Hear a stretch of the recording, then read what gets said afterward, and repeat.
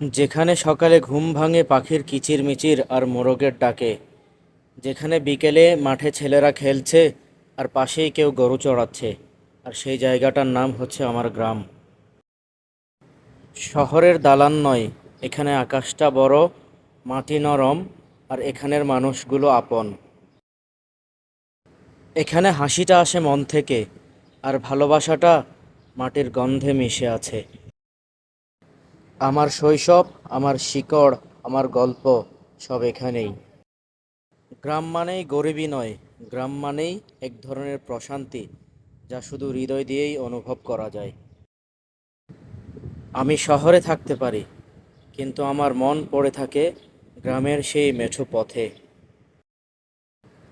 থাকি গ্রাম থেকে বহু দূরে, কিন্তু গ্রামের জন্য সর্বদা আমার মন পড়ে। থাকতে ইচ্ছে করে না আমার এই শহরে, এই ইট পাথরের নগরে, এই যান্ত্রিক কোলাহলে। মন চায় ছুটে যাই গ্রামের সেই মেঠো পথ ধরে।